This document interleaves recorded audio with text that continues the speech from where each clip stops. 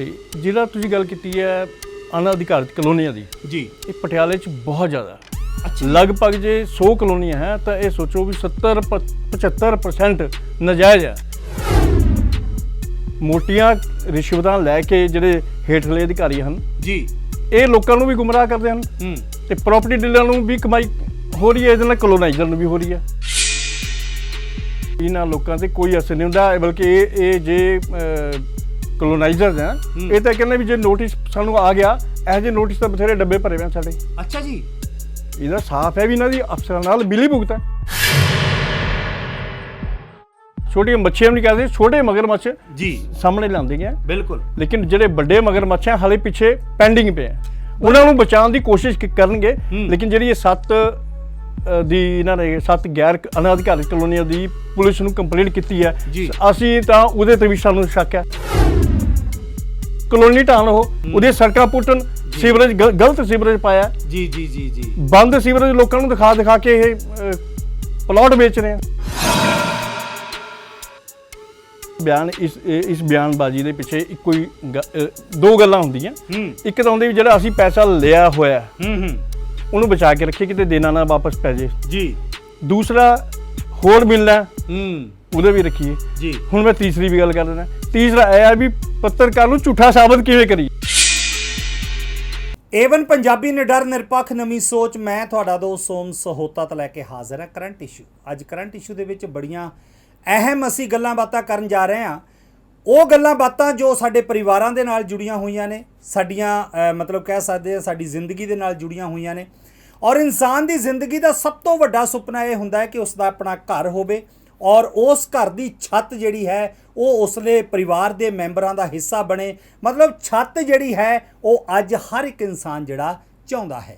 ਲੇਕਿਨ ਉਸ ਛੱਤ ਨੂੰ ਲੈ ਕੇ ਕਿਸ ਤਰ੍ਹਾਂ ਕੁਝ ਲੋਕ ਨੇ ਜੋ ਹੱਕ ਹਲਾਲ ਦੀ ਕਮਾਈ ਦੇ ਉੱਪਰ ਦੂਸਰਿਆਂ ਨੂੰ ਮਤਲਬ ਉਹ ਜਿਹੜੀ ਪੂੰਜੀ ਹੈ ਉਹਨਾਂ ਦੀ ਹੱਕ ਹਲਾਲ ਦੀ ਕਮਾਈ ਨੂੰ ਉਸ ਨੂੰ ਹਥਿਆਉਣਾ ਚਾਹੁੰਦੇ ਨੇ। ਗੱਲ ਕਰਦੇ ਹਾਂ ਜੀ ਅਣਅਧਿਕਾਰਿਤ ਕਲੋਨੀਆਂ ਦੀ। ਅਣਅਧਿਕਾਰਿਤ ਕਲੋਨੀਆਂ ਦਾ ਜੇ ਆਪਾਂ ਜ਼ਿਕਰ ਕਰੀਏ ਤੇ ਏਵਨ ਪੰਜਾਬੀ ਚੈਨਲ ਨੇ ਲੁਧਿਆਣਾ ਔਰ ਜ਼ੀਰਕਪੁਰ ਸ਼ਹਿਰ ਦੇ ਵਿੱਚ ਕਿਸ ਤਰ੍ਹਾਂ ਅਣਅਧਿਕਾਰਿਤ ਕਲੋਨੀਆਂ ਦਾ ਜਾਲ ਫੈਲਿਆ ਹੋਇਆ ਹੈ। ਔਰ ਲੁਧਿਆਣੇ ਦੀ ਗੱਲ ਕਰ ਲਈਏ, ਉਦੋਂ ਤੱਕ ਏਵਨ ਪੰਜਾਬੀ ਚੈਨਲ ਪਿੱਛੇ ਨਹੀਂ ਹਟਿਆ ਜਦੋਂ ਤੱਕ ਪ੍ਰਸ਼ਾਸਨ ਵੱਲੋਂ ਅਣਅਧਿਕਾਰਿਤ ਕਲੋਨੀਆਂ ਦੇ ਉੱਪਰ ਕੋਈ ਐਕਸ਼ਨ ਨਹੀਂ ਲਿੱਤਾ ਗਿਆ। ਅੱਜ ਪਟਿਆਲੇ ਸ਼ਹਿਰ ਦੀ ਇਸ ਵਿਸ਼ੇ ਨੂੰ ਲੈ ਕੇ ਗੱਲਬਾਤ ਕਰਾਂਗੇ। ਲੇਕਿਨ ਲੁਧਿਆਣੇ ਦੇ ਉੱਪਰ ਕਿਸ ਤਰ੍ਹਾਂ ਮਤਲਬ ਗਲਾਡਾ ਦਾ ਕਿਸ ਤਰ੍ਹਾਂ ਅਣਅਧਿਕਾਰਿਤ ਕਲੋਨੀਆਂ ਦੇ ਉੱਪਰ ਚੱਲਿਆ ਹੈ ਪੰਜਾ, ਪਹਿਲਾਂ ਮੈਂ ਤੁਹਾਨੂੰ ਉਹ ਤਸਵੀਰਾਂ ਦਿਖਾਉਣੀਆਂ ਚਾਹੁੰਦਾ ਹਾਂ। ਆਓ ਮਾਰਦੇ ਹਾਂ ਉਹਨਾਂ ਤਸਵੀਰਾਂ ਤੇ ਇੱਕ ਨਜ਼ਰ।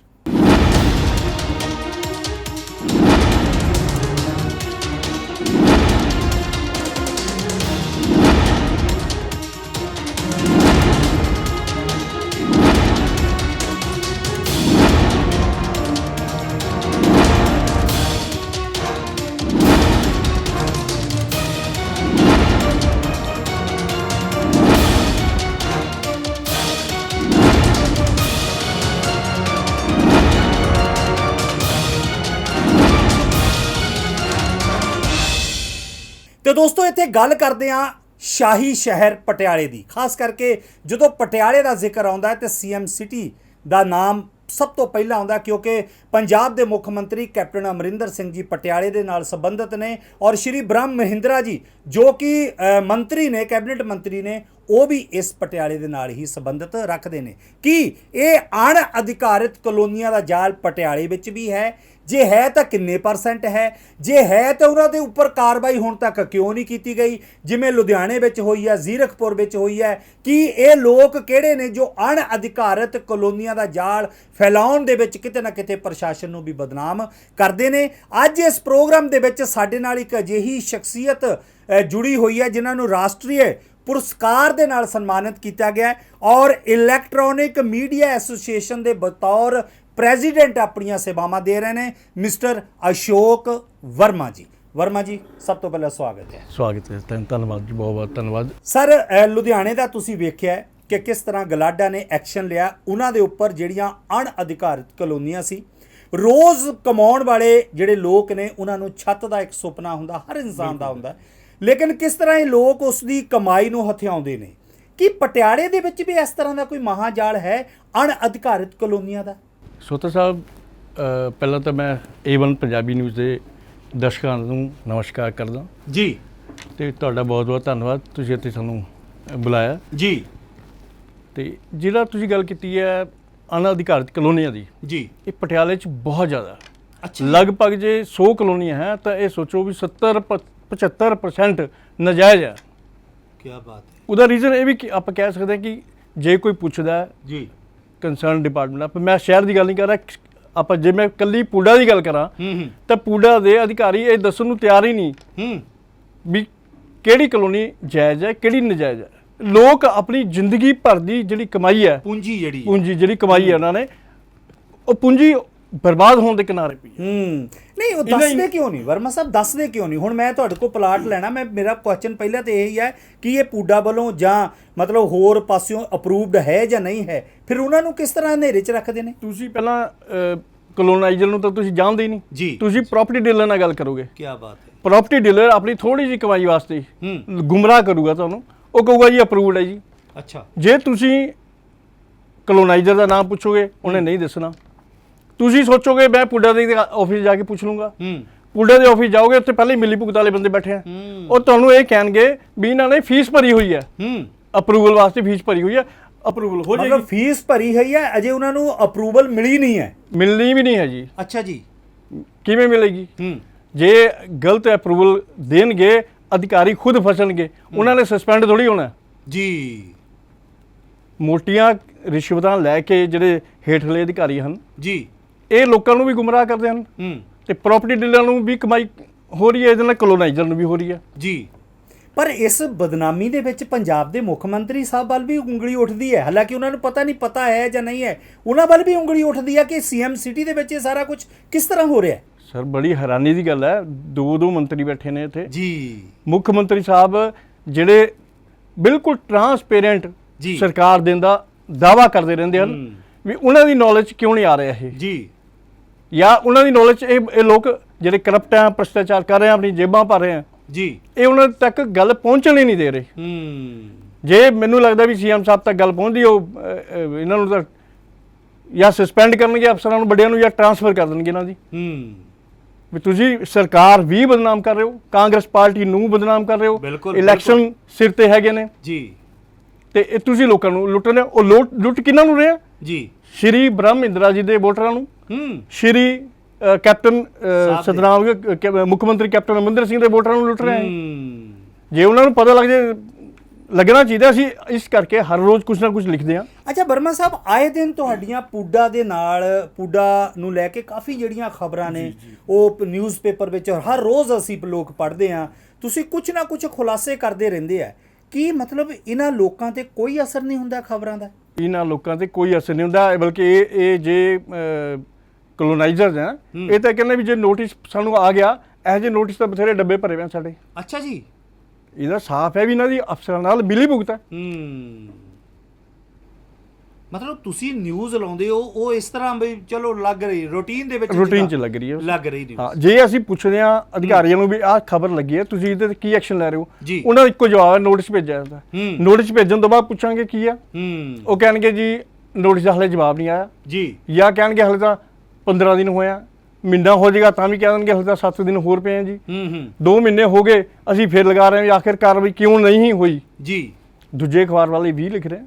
ਅੱਛਾ ਵਰਮਾ ਜੀ, ਇਹਨਾਂ ਦਿਨਾਂ ਦੇ ਵਿੱਚ ਸੁਣਨੇ ਨੂੰ ਆਇਆ ਕਿ ਕੁਛ ਇੱਕ ਕਲੋਨੀਆਂ ਦੇ ਉੱਪਰ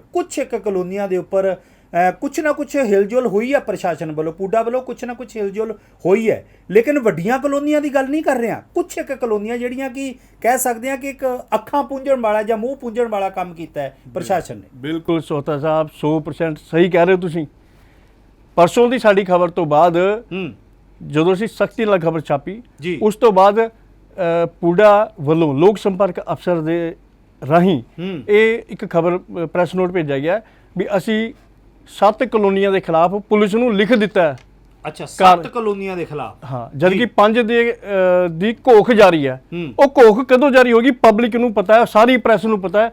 ਜਿਹਨੂੰ ਤਨਖਾਹ ਨਹੀਂ ਮਿਲ ਰਹੀ ਸਰਕਾਰੀ, ਉਹਨੂੰ ਤਾਂ ਪਤਾ ਹੈ। ਜਿਹੜਾ ਲੱਖਾਂ ਰੁਪਏ ਤਨਖਾਹ ਲੈ ਰਿਹਾ ਹੈ ਤੇ ਉਹਦੀ ਫੀਲਡ ਦੀ ਡਿਊਟੀ ਹੈ, ਉਹਦੀ ਪੁੱਡਾ ਦੇ ਵਿੱਚ ਅਫਸਰ ਹੈਗਾ, ਉਹਨਾਂ ਨੂੰ ਕਿਉਂ ਨਹੀਂ ਪਤਾ? ਬਿਲਕੁਲ। ਲੋਕ ਸਾਡੇ ਤੋਂ ਪੁੱਛਦੇ ਕਿਹੜੀ ਕਲੋਨੀ ਗੈਰ ਕਾਨੂੰਨੀ ਹੈ, ਅਸੀਂ ਉੱਥੇ ਜਾ ਕੇ ਨਾ ਫਸੀਏ। ਅਸੀਂ ਲੋਕਾਂ ਨੂੰ ਕੀ ਕਹੀਏ? ਅਗਲਾ ਕਹਿੰਦਾ ਤੁਸੀਂ ਮੀਡੀਆ ਦੇ ਵਿੱਚੋਂ ਜੀ। 7 ਕਲੋਨੀਆਂ ਦੇ ਉੱਪਰ ਕੀਤੀ ਹੈ, ਜਦ ਕਿ ਤੁਸੀਂ ਕਹਿ ਰਹੇ ਹੋ ਕਿ 70% ਦੇ ਕਰੀਬ ਜਿਹੜਾ ਹੈ, ਮਤਲਬ ਉਹ 7 ਕਲੋਨੀਆਂ ਕਿਹੜੀਆਂ ਨੇ? ਕੀ ਉਹ ਕਹਿ ਸਕਦੇ ਹਾਂ ਕਿ ਮਾਤੜ ਬੰਦੇ ਨੇ, ਮਾਤੜ ਆਪਾਂ ਕਹਿ ਸਕਦੇ ਛੋਟੇ ਕੋਲੋਨਾਈਜ਼ਰ ਨੇ ਜਿਹੜੇ ਉਹਨਾਂ ਦੀ ਪ੍ਰਸ਼ਾਸਨ ਦੇ ਨਾਲ ਕੋਈ ਮਿਲੀ ਭੁਗਤ ਨਹੀਂ ਹੈ, ਉਹਨਾਂ ਨੂੰ ਮਤਲਬ ਜਿਹੜਾ ਬਣਾਇਆ ਗਿਆ ਆ? ਜਿਹੜਾ ਸਾਨੂੰ ਲੱਗ ਰਿਹਾ ਉਹ ਇਹ ਵੀ 7 ਹਲੇ ਛੋਟੇ, ਛੋਟੀਆਂ ਮੱਛੀਆਂ ਵੀ ਨਹੀਂ ਕਹਿੰਦੇ, ਛੋਟੇ ਮਗਰਮੱਛ ਜੀ ਸਾਹਮਣੇ ਲਾਉਂਦੇ ਆ। ਬਿਲਕੁਲ। ਲੇਕਿਨ ਜਿਹੜੇ ਵੱਡੇ ਮਗਰਮੱਛ ਆ ਹਲੇ ਪਿੱਛੇ ਪੈਂਡਿੰਗ ਪਏ ਆ, ਉਹਨਾਂ ਨੂੰ ਬਚਾਉਣ ਦੀ ਕੋਸ਼ਿਸ਼ ਕਰਨਗੇ। ਲੇਕਿਨ ਜਿਹੜੀ ਇਹ 7 ਦੀ ਇਹਨਾਂ ਨੇ 7 ਗੈਰ ਅਨਅਧਿਕਾਰਿਤ ਕਲੋਨੀਆਂ ਦੀ ਪੁਲਿਸ ਨੂੰ ਕੰਪਲੇਂਟ ਕੀਤੀ ਹੈ, ਅਸੀਂ ਤਾਂ ਉਹਦੇ ਤੇ ਵੀ ਸਾਨੂੰ ਸ਼ੱਕ ਹੈ ਵੀ ਉਹਦੇ ਤੇ ਕਾਰਵਾਈ ਕਿਵੇਂ ਹੋਏਗੀ। ਤੁਸੀਂ ਇਹ ਦੇਖੋ, ਜੇ ਤੁਸੀਂ ਪੁਲਿਸ ਅਫਸਰ ਹੋਵੋ, ਤੁਹਾਡੇ ਕੋਲ ਕੰਪਲੇਂਟ ਕਰਦੇ ਪੁੱਡਾ ਵੀ 7 ਕਲੋਨੀਆਂ ਇਹ ਹੈਗੀਆਂ ਜੀ, ਇੱਕ ਦੇਵੀਗੁੱਟ ਰੋਡ ਤੇ ਆ, ਭਾਸ ਰੋਡ ਤੇ, ਨਾਭਾ ਰੋਡ ਤੇ, ਰਾਜਪੁਰ ਰੋਡ, ਸਮਾਣਾ ਰੋਡ ਤੇ ਹੈਗੀ ਆ। ਤੁਸੀਂ ਪੁਲਿਸ ਅਫਸਰ ਹੋਣ ਦੇ ਬਾਵਜੂਦ ਕਿਵੇਂ ਵੈਰੀਫਾਈ ਕਰੋਗੇ ਵੀ ਕਿਹੜੀ ਕਲੋਨੀ ਹੈ? ਉਹਨਾਂ ਕਲੋਨੀਆਂ ਦਾ ਨਾਮ ਤਾਂ ਲਿਖਿਆ ਹੀ ਨਹੀਂ। ਜੇ ਤੁਹਾਨੂੰ ਲਿਖ ਕੇ ਦਿੱਤਾ ਤਾਂ ਤੁਹਾਨੂੰ ਇਹੀ ਨਹੀਂ ਪਤਾ ਲੱਗਣਾ ਵੀ ਉਹਦਾ ਮਾਲਕ ਕੌਣ ਹੈ, ਕਿਹਦੇ ਤੇ ਕਾਰਵਾਈ ਕਰੋਗੇ। ਕੀ ਬਾਤ ਹੈ। ਜਿਹੜੀ ਤੁਹਾਡੀ A1 ਤੇ ਮੈਂ ਖਬਰ ਦੇਖੀ ਸੀ, ਕੁਛ ਜੀਰਕਪੁਰ ਦੀ ਵੀ ਤੁਸੀਂ ਚਲਾਈ ਸੀ। ਜੀਰਕਪੁਰ, ਲੁਧਿਆਣਾ ਬਹੁਤ ਚਲਾਈਆਂ ਨੇ। ਹਾਂ, ਇੱਕ ਮੈਂ ਥੋੜੀ ਖਬਰ ਪਿੱਛੇ ਦੇਖੀ ਸੀ ਗਲਾਡਾ ਦੀ। ਜੀ ਉਹਦੇ ਤੇ ਪੀਲਾ ਪੰਜਾ ਚਲਾਇਆ। ਉਹ ਕਾਰਵਾਈ ਬਿਲਕੁਲ ਠੀਕ ਸੀ। ਗਲਾਡਾ ਵਾਂਗੂ ਇਹਨਾਂ ਨੂੰ ਚਾਹੀਦਾ ਹੈ ਵੀ ਪੁਲਿਸ ਨੂੰ ਕੇਸ ਨਾ ਦੇਣ, ਪੁਲਿਸ ਕੋਲ ਕੰਪਲੇਂਟ ਕਰਕੇ ਪੁਲਿਸ ਨੂੰ ਨਾਲ ਲਿਜਾ ਕੇ ਕਲੋਨੀ ਢਾਣ, ਉਹਦੇ ਸੜਕਾਂ ਪੁੱਟਣ, ਸੀਵਰੇਜ ਗਲਤ ਸੀਵਰੇਜ ਪਾਇਆ ਜੀ, ਬੰਦ ਸੀਵਰੇਜ ਲੋਕਾਂ ਨੂੰ ਦਿਖਾ ਕੇ ਇਹ ਪਲਾਟ ਵੇਚ ਰਹੇ। ਪਰ ਕਿਤੇ ਨਾ ਕਿਤੇ ਕਾਨੂੰਨ ਔਰ ਸਰਕਾਰ ਨੂੰ ਕਿਤੇ ਨਾ ਕਿਤੇ ਛੱਕੇ ਟੰਗ ਰਹੇ ਨੇ ਬੰਦੇ ਇਹ। ਪੂਰੀ ਸਰਕਾਰੀ ਜਿਹੜੇ ਕਾਨੂੰਨ ਬਣਾਏ ਹੋਏ ਸਰਕਾਰ ਨੇ, ਉਹਦੀਆਂ ਪੂਰੀਆਂ ਧੱਜੀਆਂ ਉਡਾਈਆਂ ਜਾ ਰਹੀਆਂ। ਵਰਮਾ ਸਾਹਿਬ, ਕੀ ਤੁਸੀਂ ਜਾ ਕੇ ਕਦੇ ਜਿੰਨੀਆਂ ਤੁਸੀਂ ਇੱਥੇ ਗੱਲਾਂ ਕਰ ਰਹੇ ਹੋ, ਕੀ ਪ੍ਰਸ਼ਾਸਨ ਦੇ ਖਾਸ ਕਰਕੇ ਜਿਸ ਦੇ ਅੰਡਰ ਆਉਂਦੇ ਆ, ਪੁੱਡਾ ਦੇ ਅੰਡਰ ਆਉਂਦੇ ਆ, ਕੀ ਉਹਨਾਂ ਨੂੰ ਇਹ ਚੀਜ਼ ਬਾਰੇ ਨਹੀਂ ਦੱਸਦੇ ਤੁਸੀਂ ਵੀ ਆ ਹੋ ਰਿਹਾ, ਤੁਸੀਂ ਲੋਕ ਚੁੱਪ ਬੈਠੇ ਹੋ? ਬਹੁਤ ਵਧੀਆ ਸਵਾਲ ਤੁਹਾਡਾ, ਬਹੁਤ ਵਧੀਆ ਸਵਾਲ ਹੈ। ਅਸੀਂ ਛੋਟੇ ਤੋਂ ਲੈ ਕੇ ਬੜੇ ਅਫਸਰ ਤੱਕ ਸਭ ਨੂੰ ਪੁੱਛ ਚੁੱਕੇ। ਚੰਡੀਗੜ੍ਹ ਤੱਕ ਜਿਹੜੇ ਅਫਸਰ ਵੱਡੇ ਬੈਠੇ ਉਹਨਾਂ ਤੱਕ ਨੂੰ ਪੁੱਛ ਚੁੱਕੇ ਵੀ ਇਹਨਾਂ ਦੀ ਹੋਏਗੀ ਜੀ ਕਾਰਵਾਈ, ਉਹ ਕਦੋਂ ਹੋਏਗੀ? ਜਾਂ ਤਾਂ ਬੰਦਾ ਥੱਕ ਜੇ, ਖਬਰਾਂ ਲਿਖ ਕੇ ਥੱਕ ਜੇ, ਜਾਂ ਉਸ ਨੂੰ ਕਹੇ ਵੀ ਸਾਡੇ ਪਿੱਛੇ ਪੈ ਗਿਆ ਤਾਂ ਜੀ ਬਲੈਕਮੇਲ ਕਰ ਰਿਹਾ ਸਾਨੂੰ। ਉਹ ਉਦੋਂ ਤੱਕ ਨਹੀਂ ਹਟਦੇ ਜਦੋਂ ਤੱਕ ਕੋਈ ਕਾਰਵਾਈ ਨਹੀਂ ਕਿਸੇ ਤੋਂ ਹੋ ਜਾਵੇ। ਅੱਛਾ ਵਰਮਾ ਸਾਹਿਬ, ਤੁਸੀਂ ਰੋਜ਼ ਖਬਰਾਂ ਲਾਉਂਦੇ ਹੋ, ਕਿਸੇ ਨੇ ਤੁਹਾਨੂੰ ਵੀ ਅਪਰੋਚ ਕਰਨ ਦੀ ਕੋਸ਼ਿਸ਼ ਕੀਤੀ ਜਾਂ ਨਹੀਂ? ਨਹੀਂ, ਇੱਕ ਅੱਧੇ ਨੇ ਕੀਤੀ ਅਪਰੋਚ। ਕਲੋਨਾਈਜ਼ਰ ਨੂੰ ਮੈਂ ਕਿਸੇ ਨੂੰ ਜਾਣਦਾ ਨਾ, ਮੈਨੂੰ ਕੋਈ ਕਲੋਨਾਈਜ਼ਰ ਜਾਣਦਾ, ਮੇਰਾ ਖਿਆਲ ਹੈ ਬਾਈ ਫੇਸ ਸ਼ਾਇਦ ਜਾਣਦੇ ਹੁਣ ਮੈਨੂੰ, ਲੇਕਿਨ ਉਹਨਾਂ ਦੇ ਸੰਪਰਕ ਦੇ ਵਿੱਚ ਕੋਈ ਆ ਜਾਂਦਾ ਵਰਮਾ ਸਾਹਿਬ ਉਹ ਯਾਰ ਉਹ ਕਲੋਨੀ ਸਾਡੀ ਦੋਸਤ ਦੀ ਹੈ, ਫਿਰ ਉਹਨੂੰ ਕਹੀਦਾ ਤੇਰੀ ਦੋਸਤ ਦੀ ਕਲੋਨੀ, ਆਪਣੇ ਦੋਸਤ ਨੂੰ ਸਮਝਾ, ਕਿਉਂ ਲੋਕਾਂ ਨੂੰ ਲੁੱਟ ਰਿਹਾ, ਕਿਉਂ ਗੁੰਮਰਾਹ ਕਰ ਰਿਹਾ? ਉਲਟਾ ਕਹਿਣਗੇ ਦੱਸੋ ਕੀ ਲੈਣਾ ਤੁਸੀਂ। ਮਤਲਬ ਤੁਹਾਨੂੰ ਪੁੱਛਦੇ ਵੀ ਤੁਹਾਡੀ ਡਿਮਾਂਡ ਕੀ ਹੈ, ਵੀ ਤੁਸੀਂ ਖਬਰਾਂ ਲਾਣੀਆਂ ਬੰਦ ਕਦੋਂ ਕਰੋਗੇ? ਅਸੀਂ ਉਹਨੂੰ ਦੱਸੀ ਖਬਰਾਂ ਲਾਣੀਆਂ ਉਦੋਂ ਬੰਦ ਹੋ ਜਾਣਗੀਆਂ ਜਦੋਂ ਤੁਸੀਂ ਲੁੱਟਣਾ ਬੰਦ ਕਰ ਦੋਗੇ, ਸਰਕਾਰ ਨੂੰ ਬਦਨਾਮ ਕਰਨਾ ਬੰਦ ਕਰ ਦੋਗੇ। ਬਿਲਕੁਲ। ਅੱਛਾ ਵਰਮਾ ਸਾਹਿਬ, ਜਦੋਂ ਤੁਸੀਂ ਜਾਂਦੇ ਹੋ ਕਿਤੇ ਪੁੱਡਾ ਦੇ ਆਲੇ ਦੁਆਲੇ ਦਫ਼ਤਰ ਦੇ ਵਿੱਚ, ਤੇ ਖਲਬਲੀ ਤਾਂ ਮੱਚ ਜਾਂਦੀ ਹੋਣੀ ਆ?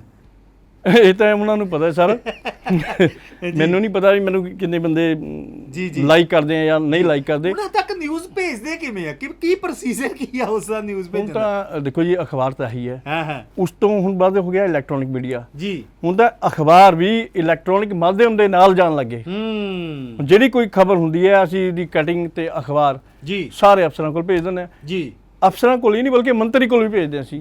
ਇਹਦੇ ਮੰਤਰੀ ਹੈਗੇ ਸੁਖ ਸਰਕਾਰੀਆ ਸਾਹਿਬ, ਬਹੁਤ ਅੱਛੇ ਮੰਤਰੀ ਆ, ਅਸੀਂ ਉਹਨਾਂ ਤੱਕ ਵੀ ਖਬਰ ਭੇਜ ਰਹੇ। ਜਿਹੜੀ 7 ਕਲੋਨੀਆਂ ਦੀ ਗੱਲ ਆ, ਹੋ ਸਕਦਾ ਬ੍ਰਹਮਿੰਦਰਾ ਜੀ ਜਾਂ ਕੈਪਟਨ ਸਾਹਿਬ ਜਾਂ ਸਰਕਾਰੀਆ ਸਾਹਿਬ ਦੇ ਕੋਈ ਜਾਂਚ ਪੜਤਾਲ ਸ਼ੁਰੂ ਕੀਤੀ ਹੋਵੇ, ਤਾਂ ਇਹਨਾਂ ਨੇ ਡਰ ਕੇ ਵਿਖਾਵੇ ਵਾਸਤੇ ਪੁਲਿਸ ਨੂੰ ਲਿਖਤਾ ਵੀ ਕਾਰਵਾਈ ਕਰੋ। ਪੁਲਿਸ ਕਾਰਵਾਈ ਕਿਵੇਂ ਕਰੀ ਮੈਨੂੰ ਸਮਝ ਨਹੀਂ ਆ ਰਿਹਾ। ਅੱਛਾ, ਜਿਹੜੀਆਂ 7 ਕਲੋਨੀਆਂ ਬਾਰੇ ਜ਼ਿਕਰ ਕੀਤਾ ਹੈ, ਕੀ ਇਸ ਦੇ ਉੱਪਰ ਪੀਲਾ ਪੰਜਾ ਚਲਾ ਦਿੱਤਾ ਗਿਆ ਹੈ ਜਾਂ ਅਜੇ ਸਰਚ ਹੀ ਕਰ ਰਹੇ ਇਹਨਾਂ ਬਾਰੇ? ਦੇਖੋ ਜੀ, ਮੇਰੀ ਜਿਹੜੀ ਲੈਂਗੁਏਜ ਹੈ ਉਹਦੇ ਵਿੱਚ ਮੈਂ ਕਹਾਂਗਾ ਜੀ ਲੋਲੀਪੌਪ ਹੀ ਹੈ। ਤਾਂ ਇਹ ਮੀਡੀਆ ਨੂੰ ਚੁੱਪ ਕਰਾਉਣ ਦਾ ਲੋਲੀਪੌਪ ਹੈ। ਅਸੀਂ ਪੁਲਿਸ ਨੂੰ ਕਹਿਤਾ, ਆਪਣੇ ਕੋਲੋਂ ਮਰਿਆ ਸੱਪ ਲਾ ਕੇ ਪੁਲਿਸ ਦੇ ਗੱਲ ਪਾਤਾ ਹੁਣ ਪੁਲਿਸ ਕਾਰਵਾਈ ਤਾਂ ਕਰੂਗੀ ਜੋ ਮੰਨ ਲਓ ਇੱਕ ਪਲਾਟ ਹੈਗਾ, ਉਸ ਪਲਾਟ ਦਾ ਅਸੀਂ ਦੇਖ ਰਹੇ ਵੀ ਅਸੀਂ ਇਸ ਤੇ ਕਾਰਵਾਈ ਇਹਦੇ ਮਾਲਕ ਤੇ ਪਰਚਾ ਦਰਜ ਕਰਨਾ।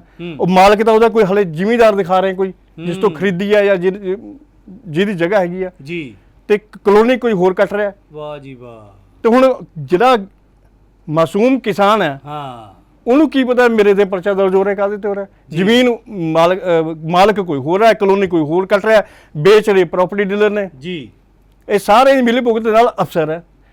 ਜੇ ਸਾਨੂੰ ਇੱਕ ਆਮ ਬੰਦੇ ਨੂੰ ਪਤਾ ਹੈ ਜਾਂ ਪੱਤਰਕਾਰਾਂ ਨੂੰ ਪਤਾ ਵੀ ਇਹ ਗੈਰ ਕਾਨੂੰਨੀ ਕਲੋਨੀ ਬਣ ਰਹੀ ਹੈ, ਇਹਨਾਂ ਕਿਉਂ ਨਹੀਂ ਪਤਾ।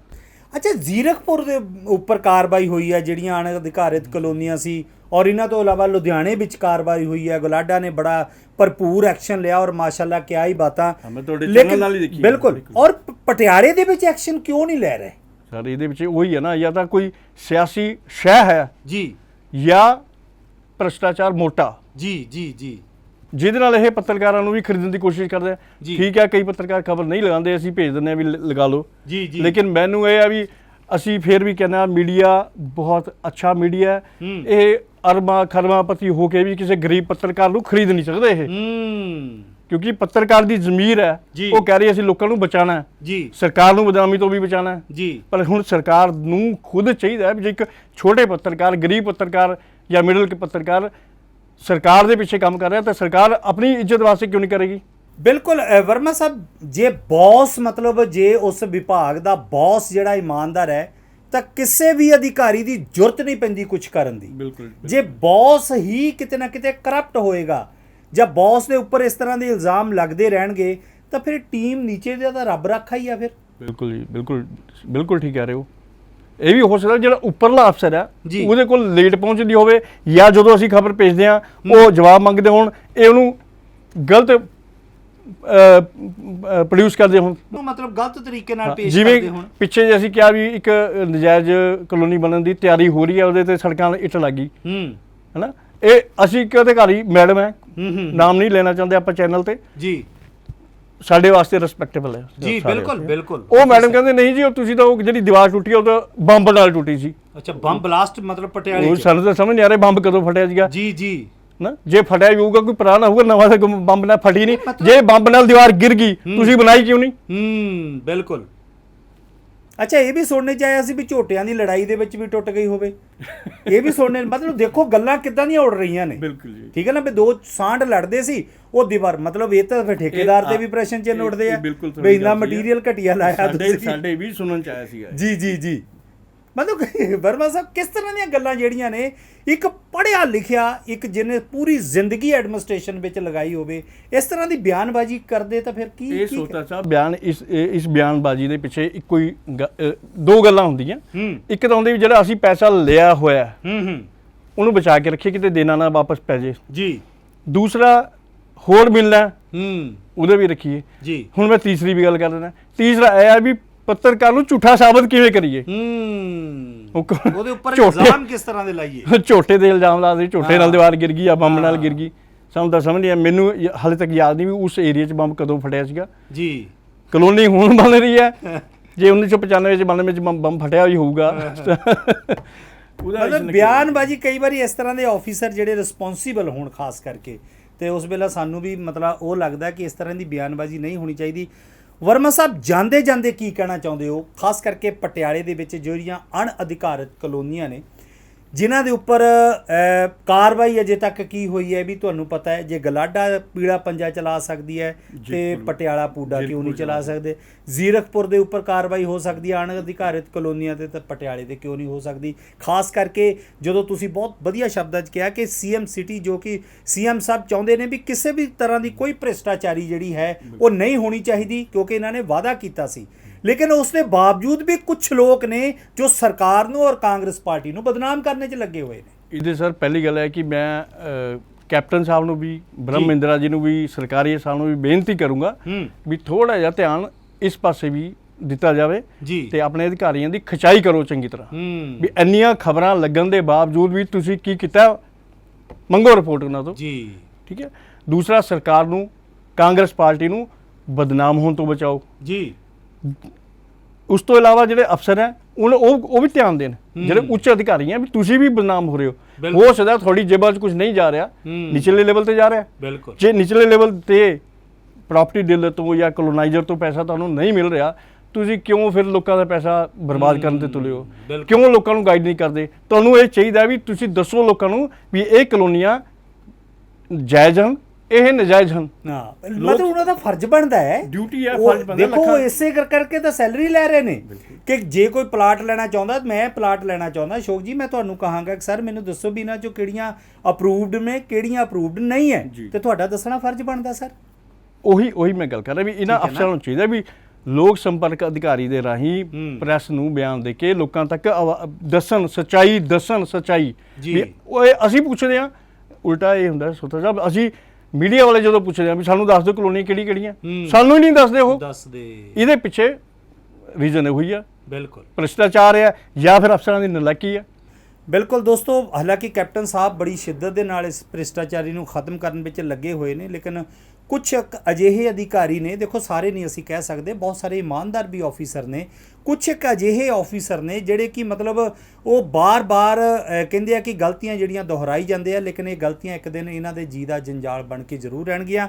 ਸੋ ਦੋਸਤੋ, ਵਰਮਾ ਸਾਹਿਬ ਅੱਜ ਇਸ ਪ੍ਰੋਗਰਾਮ ਦੇ ਵਿੱਚ ਇਹਨਾਂ ਨੇ ਸ਼ਿਰਕਤ ਕੀਤੀ ਹੋਈ ਹੈ, ਮਿਸਟਰ ਅਸ਼ੋਕ ਵਰਮਾ ਜੀ ਨੇ, ਔਰ ਜਿਹੜੇ ਕਿ ਕਾਫੀ ਦੇਰ ਤੋਂ ਨਿਊਜ਼ਪੇਪਰ ਦੇ ਜ਼ਰੀਏ, ਮੀਡੀਆ ਦੇ ਜ਼ਰੀਏ, ਇਲੈਕਟ੍ਰੋਨਿਕ ਮੀਡੀਆ ਦੇ ਜ਼ਰੀਏ ਅਣਅਧਿਕਾਰਿਤ ਕਲੋਨੀਆਂ ਦਾ ਜਿਹੜਾ ਪਰਦਾਫਾਸ਼ ਕਰਦੇ ਆ ਰਹੇ ਨੇ। ਅੱਜ ਇਹਨਾਂ ਦੇ ਨਾਲ ਗੱਲਬਾਤ ਕੀਤੀ। ਵਰਮਾ ਸਾਹਿਬ, ਪਟਿਆਲੇ ਦੀਆਂ ਅਣਅਧਿਕਾਰਿਤ ਕਲੋਨੀਆਂ ਬਾਰੇ ਹੋਰ ਕੀ ਕਹਿਣਾ ਚਾਹੁੰਦੇ ਹੋ? ਜਾਂਦੇ ਸ਼ਾਰਟ ਸ਼ਬਦਾਂ ਵਿੱਚ ਜ਼ਰੂਰ ਦੱਸੋ। ਮੈਂ ਇਹਨਾਂ ਕਲੋਨੀਆਂ ਬਾਰੇ ਤੇ ਕਹਿੰਦਾ ਵੀ ਇਹਨਾਂ ਦੀ ਵਿਰੁੱਧ ਕਾਰਵਾਈ ਹੋਣੀ ਚਾਹੀਦੀ ਹੈ। ਦੂਸਰਾ, ਮੈਂ ਪਬਲਿਕ ਨੂੰ ਇਹ ਕਹਿਣਾ ਚਾਹੁੰਦਾ ਵੀ ਤੁਸੀਂ ਵੀ ਜਦੋਂ ਕੋਈ ਪਲਾਟ ਲੈਂਦੇ ਹੋ, ਬੈਂਕ ਤੋਂ ਲੋਨ ਲੈਂਦੇ ਹੋ, ਤਾਂ ਥੋੜ੍ਹਾ ਜਿਹਾ ਧਿਆਨ ਰੱਖੋ, ਸਹੀ ਜਾਣਕਾਰੀ ਲੈ ਕੇ ਹੀ ਪਲਾਟ ਖਰੀਦੋ। ਇਹ ਨਹੀਂ ਵੀ ਉੱਥੇ ਸੀਵਰੇਜ ਪਾਇਆ ਹੋਇਆ, ਪ੍ਰਾਪਰਟੀ ਡੀਲਰ ਤੁਹਾਨੂੰ ਸਬਜ਼ ਬਾਗ ਦਿਖਾ ਰਿਹਾ ਇੱਥੇ ਪਾਰਕ ਬਣੇਗਾ ਜੀ, ਇੱਥੇ ਕੋਈ ਪਾਰਕ ਨਹੀਂ ਬਣ ਰਿਹਾ। ਜਿਹੜੀਆਂ ਨਜਾਇਜ਼ ਕਲੋਨੀਆਂ ਉਹਨਾਂ 'ਚ ਕੋਈ ਪਾਰਕ ਹੈ ਹੀ ਨਹੀਂ ਜੀ। ਉਹ ਪਾਰਕ ਕਿਉਂ ਬਣਾਉਣਗੇ ਤੁਹਾਡੇ ਵਾਸਤੇ? ਉਹਨਾਂ ਨੇ ਤਾਂ ਪੈਸੇ ਕਮਾਉਣੇ। ਜੇ ਪਾਰਕ ਦੀ ਜਗ੍ਹਾ ਤੇ 10 ਕੋਠੀਆਂ ਦੇ ਤੁਹਾਨੂੰ ਪਲਾਟ ਕੱਟ ਕੇ ਦੇ ਦੇਵੇ, ਉਹਨੂੰ ਕੀ ਤੁਹਾਡੇ ਵਾਸਤੇ ਪਾਰਕਾਂ ਦੇ ਵਾਸਤੇ ਬਣਾਏਗਾ? ਕੋਈ ਇਹਨਾਂ ਕਲੋਨੀਆਂ ਦੇ ਵਿੱਚ ਕੋਈ ਪਾਰਕ ਨਹੀਂ, ਕੋਈ ਹਸਪੀਟਲ ਦੀ ਜਗ੍ਹਾ ਨਹੀਂ ਛੱਡੀ ਹੋਈ। ਉਲਟਾ ਜਿਹੜੇ ਸੀਵਰੇਜ ਪਾਏ ਵੀ ਹੋਏ ਨੇ ਉਹ ਬੰਦ ਪਏ ਨੇ। ਇੱਕ ਕਲੋਨੀ ਵਾਲੇ ਨੇ ਜ਼ਰੂਰ ਕਿਸੇ ਨਾਲੇ ਦੇ ਤੱਕ ਕਿਸੇ ਤਰ੍ਹਾਂ ਪਹੁੰਚ ਕਰ ਲਈ, ਉਹਦੇ 'ਚ ਸਿੱਟਤਾ, ਤੇ ਇਹ ਸਰਕਾਰੀ ਅਧਿਕਾਰੀ ਉਹਦਾ ਵੀ ਕੁਝ ਨਹੀਂ ਕਰ ਰਹੇ ਵੀ ਤੁਸੀਂ ਤੁਹਾਡੀ ਗਲਤ ਢੰਗ ਨਾਲ ਜਾ ਕੇ ਤੁਸੀਂ ਨਾਲੇ ਦੇ ਵਿੱਚ ਸੀਵਰੇਜ ਪਾ ਰਹੇ ਹੋ, ਉਹਦੇ ਖਿਲਾਫ ਵੀ ਕਾਰਵਾਈ ਨਹੀਂ ਹੋ ਰਹੀ। ਇਸ ਕਰਕੇ ਜਦੋਂ ਪਲਾਟ ਲੈਂਦੇ ਹੋ ਤਾਂ ਪਲੀਜ਼ ਜਿਹੜਾ ਤੁਸੀਂ ਪੈਸਾ ਕਮਾਇਆ ਜ਼ਿੰਦਗੀ 'ਚ ਉਹਨੂੰ ਬਰਬਾਦ ਹੋਣ ਤੋਂ ਬਚਾ ਲਓ। ਸੋ ਦੋਸਤੋ, ਇਹ ਮਿਸਟਰ ਅਸ਼ੋਕ ਵਰਮਾ ਜੀ ਨੇ ਜੋ ਮਤਲਬ ਅਣਅਧਿਕਾਰਿਤ ਕਲੋਨੀਆਂ ਬਾਰੇ ਦੱਸ ਰਹੇ ਨੇ।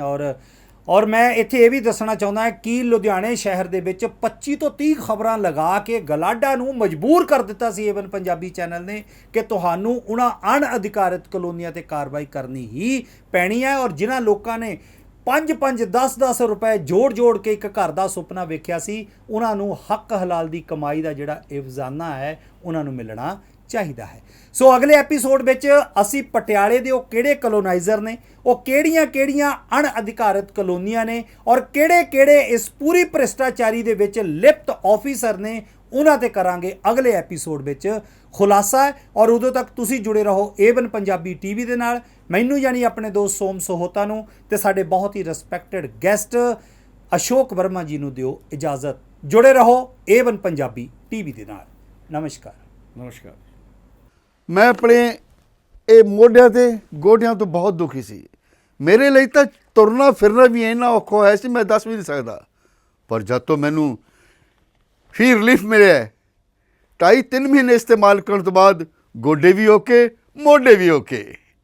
ਜੀ ਤੁਸੀਂ ਵੀ ਕਿਸੇ ਇਸ ਤਰ੍ਹਾਂ ਦੀ ਬਿਮਾਰੀ ਤੋਂ ਪਰੇਸ਼ਾਨ ਹੋ ਤੇ ਬੇਝਿਜਕ ਹੋ ਕੇ ਇਸ ਨੂੰ ਇਸਤੇਮਾਲ ਕਰੋ। ਸਿਰਫ 2.5-3 ਮਹੀਨੇ ਇਹ 125 ਬਿਮਾਰੀਆਂ ਤੱਕ ਦਾ ਇਲਾਜ ਕਰ ਸਕਦਾ ਹੈ। ਫੀ ਰਿਲੀਫ ਹਮੇਸ਼ਾ ਯਾਦ ਰੱਖੋ। ਬਸ ਕੁਝ ਦਿਨਾਂ ਤੋਂ ਮੈਨੂੰ ਬਾਲਾਂ ਦੀ ਬੜੀ ਸਮੱਸਿਆ ਸੀ, ਮੇਰੇ ਬਾਲ ਝੜਨੇ ਸ਼ੁਰੂ ਹੋ ਗਏ ਸੀ। ਮੈਨੂੰ ਮੇਰੇ ਦੋਸਤ ਨੇ ਆਇਲ ਫੀ ਰਿਲੀਫ ਵਾਲੇ ਦੱਸਿਆ। ਮੈਂ ਇਹ ਤੇਲ 3 ਕੁ ਮਹੀਨੇ ਲਾਣਾ ਆਪਣੇ ਸਿਰ ਤੇ ਅਪਲਾਈ ਕੀਤਾ। ਇਹ ਬਿਲਕੁਲ ਆਯੁਰਵੈਦਿਕ ਤੇਲ ਹੈ, ਇਹਦਾ ਕੋਈ ਸਾਈਡ ਇਫੈਕਟ ਨਹੀਂ ਹੈ। ਤੇ ਮੇਰੇ ਬਾਲ ਜਿਹੜੇ ਗੰਜਪਣ ਪੈਣਾ ਸ਼ੁਰੂ ਹੋ ਗਿਆ ਸੀ ਉਹ ਦੁਬਾਰਾ ਆਉਣ ਲੱਗ ਗਏ। ਤੇ ਮੈਨੂੰ ਤਾਂ ਬੜਾ ਫਾਇਦਾ ਦਿੱਤਾ ਇਸ ਨੇ। ਜੇ ਤੁਹਾਨੂੰ ਵੀ ਕਿਸੇ ਇਸ ਤਰ੍ਹਾਂ ਦੀ ਪ੍ਰੋਬਲਮ ਦਾ ਤੁਸੀਂ ਸਾਹਮਣਾ ਕਰ ਰਹੇ ਹੋ ਤਾਂ ਇਹ ਤੇਲ ਲਾਣਾ ਨਾ ਭੁੱਲੋ। ਕਿਤੇ ਨਾ ਕਿਤੇ ਅਸੀਂ ਆਪਣੇ ਬਾਲਾਂ ਕਰਕੇ ਸ਼ਰਮ ਫੀਲ ਕਰਦੇ ਹਾਂ ਕਿ ਸੋਸਾਇਟੀ 'ਚ ਬੈਠੇ ਹਾਂ ਕਿ ਕੋਈ ਮਜ਼ਾਕ ਨਾ ਕਰ ਰਿਹਾ ਹੋਏ, ਪਰ ਥੈਂਕਸ ਟੂ ਫ੍ਰੀ ਰਿਲੀਫ ਜਿਹਨੇ ਮੇਰਾ ਇਹ ਕੌਨਫੀਡੈਂਸ ਬਿਲਡ ਕੀਤਾ, ਜਿਹਦੇ ਲਗਾਉਣ ਨਾਲ ਮੈਂ ਮਾਰਕੀਟ 'ਚ ਹੁਣ ਬੜਾ ਹੀ ਕੌਨਫੀਡੈਂਟ ਹਾਂ। ਔਰ ਇਹਦੇ ਨਾਲ ਮੈਨੂੰ ਬੜਾ ਫਾਇਦਾ ਹੋਇਆ। ਅਤੇ ਮੈਨੂੰ ਸਰਵਾਈਕਲ ਦੀ ਵੀ ਦਿੱਕਤ ਸੀ ਅਤੇ ਉਹਦੇ ਨਾਲ ਵੀ ਮੈਨੂੰ ਬੜਾ ਰਿਲੀਫ ਮਿਲਿਆ। ਇਹ ਯੂਜ਼ ਕਰੋ ਅਤੇ ਮੈਂ ਪ੍ਰੈਕਟੀਕਲ ਯੂਜ਼ ਕਰ ਰਿਹਾ।